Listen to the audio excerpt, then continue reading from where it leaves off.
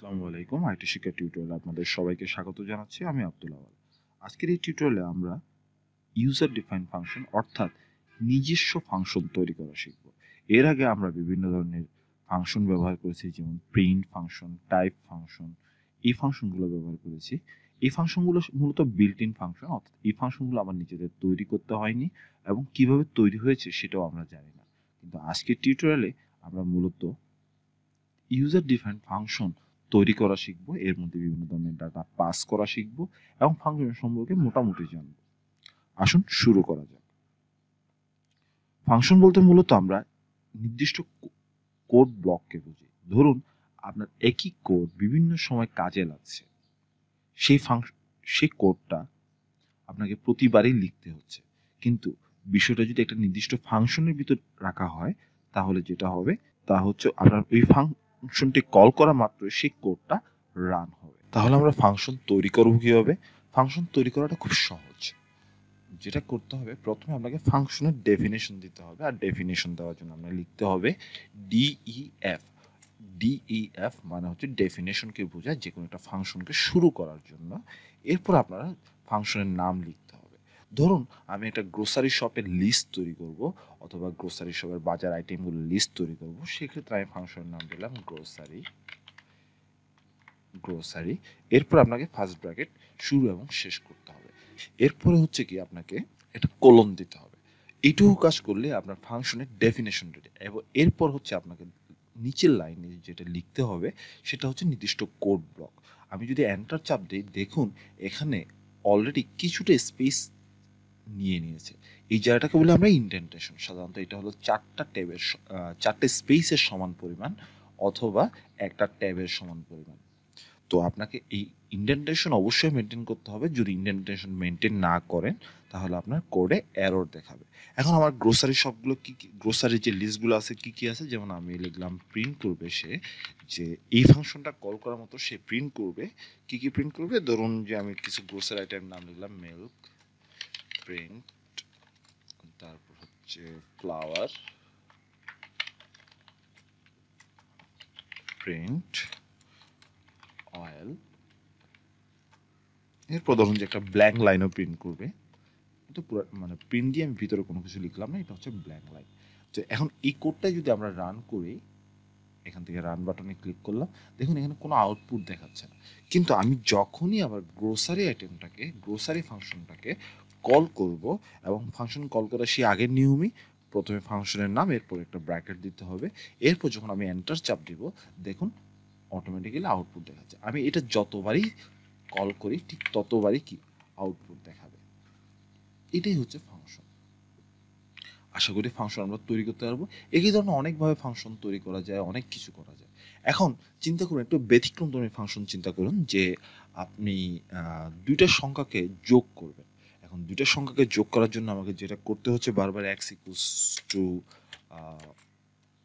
1, তারপর হচ্ছে y equals to 2, এরপর হচ্ছে প্রিন্ট x প্লাস y, এভাবে করে লিখতে হচ্ছে। তার মানে 3 আসছে। কিন্তু চিন্তা করুন তো, কিছুক্ষণ পর আবার সংখ্যার মান চেঞ্জ হবে, x এর মান চেঞ্জ হবে, 2 এর জায়গায় 3 হতে পারে, y এর জায়গায় 3 এর জায়গায় 4 হতে পারে। তাহলে প্রতিবারই কি আমি এভাবে করে কি একই লাইনের কোড বারবার লিখবো? জিনিসটা বিরক্তিকর না? আর এই ক্ষেত্রে আমরা একটা ফাংশন তৈরি করে নিতে পারি। যেমন আমি ফাংশনটা তৈরি করলাম ডিইএফ, ডিফাইন অ্যাড নাম্বার। দুইটা নাম্বার যোগ করবে, এবং দুইটা নাম্বারের মধ্যে একটা নাম্বার হচ্ছে ফার্স্ট নাম্বার, কমা দিলাম, আরেকটি নাম্বার হচ্ছে সেকেন্ড নাম্বার। অর্থাৎ আমি এর ভিতর দিয়ে প্যারামিটার বা আর্গুমেন্ট পাস করে দিলাম। এরপরে কোলন দিলাম।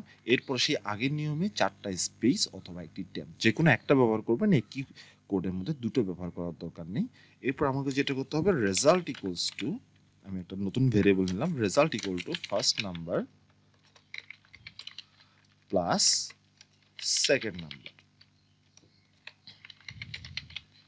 এরপর হচ্ছে প্রিন্ট করবে কি, সেই রেজাল্টটাই প্রিন্ট করবে। এবার আমি যদি এন্টার চাপ দিই, দেখুন কোনো প্রকার আমি কোড রান করেছি কিন্তু কোনো প্রকার আউটপুট দেখাচ্ছে না। এখন আমি যদি এই নাম্বারটাকে আবার এই ফাংশনটাকে আবার কল করি, আমি সেই অ্যাড নাম্বার ফাংশনটা নিলাম এবং এরপর মধ্যে আমি বলছি কি এখন দুটো আর্গুমেন্ট কিন্তু এখানে আছে, একটা হচ্ছে ফার্স্ট নাম্বার, একটা হচ্ছে সেকেন্ড নাম্বার। আমি ফার্স্ট নাম্বার এবং সেকেন্ড নাম্বার লিখলাম, একটা হচ্ছে 3 আর একটা হচ্ছে 4। তাহলে 3 আর 4 যোগ করে 7 হওয়ার কথা, আউটপুটে 7 দেখানোর কথা, কারণ হচ্ছে আমি এখানে প্রিন্ট কমান্ড দিয়েছি। আমি যদি এখানে এন্টার দিই, দেখুন 7 দেখাচ্ছে। এখন একইভাবে যদি আমি আবার যোগ করতে চাই অন্য কোনো সংখ্যা দিয়ে, এবং ধরুন যে আমি আবার 30 আর 40 যোগ করতে চাই, তাহলে কি দেখাবে? সেমভাবে 70 দেখাচ্ছে। অর্থাৎ একই কোডটা, একই লাইনের কোডগুলা বারবার না লিখে আমি একটা ফাংশনের মাধ্যমেই খুব সহজে কি দেখাতে পারছি। এখন এটা তো আমি প্রিন্ট করছি, প্রিন্টের ভ্যালু সাধারণত স্টোর করা যায় না। এখন আপনি যদি চান সেটা স্টোর করার জন্য, তাহলে আমরা যেটা করব সেটা হচ্ছে একই ফাংশনে লিখব, কিন্তু এখানে প্রিন্টের জায়গায় এই লাস্টের লাইনটা কেটে দিব। অথবা আমি আপাতত এটাকে কমেন্ট আউট করে দিচ্ছি এবং সেখানে লিখব কি রিটার্ন। প্রিন্ট বাদ দিয়ে আমরা কি লিখব? রিটার্ন। রিটার্ন করা মানে যে কোনো একটা ভ্যালু রিটার্ন করবে বা ভ্যালু প্রোভাইড করবে সে। তার মানে আমি রিটার্ন কি রেজাল্টটাকে রিটার্ন করবে। এবার যদি আমি এন্টার চাপ দিই, দেখুন আমার ফাংশনটা রান হয়েছে, কিন্তু এখানে কোনো আউটপুট দেখাচ্ছে না। আমি ধরুন এবার একটা নতুন একটা ভেরিয়েবল নিলাম, সেটা হচ্ছে z ইকুয়ালস টু হচ্ছে অ্যাড নাম্বারস। এই ভেরিয়েবলের ভিতরে আমি অ্যাড নাম্বারসের যে ভ্যালুগুলো আসবে সেটা স্টোর করতে চাই, এবং দুইটা ভ্যালু লিখলাম, একটা হচ্ছে 5 আর একটা লিখলাম 8। 8 5 13। এখন যদি আমি এন্টার চাপ দিই, দেখুন তাও কোনো আউটপুট দেখাচ্ছে না, তবে জেড এর মানটা কি স্টোর হয়ে যাবে। জেডটা যদি প্রিন্ট আউট করে দেখতে চাই, প্রিন্ট জেড, দেখুন 13 দেখাচ্ছে। অর্থাৎ আমরা রিটার্ন ফাংশনের মাধ্যমে যে কোনো একটা ভ্যালু, ফাংশনের ভ্যালুটাকে আমরা কি যে কোনো একটা ভেরিয়েবলের মধ্যে স্টোর করতে পারি। আশা করি বুঝতে পারছেন।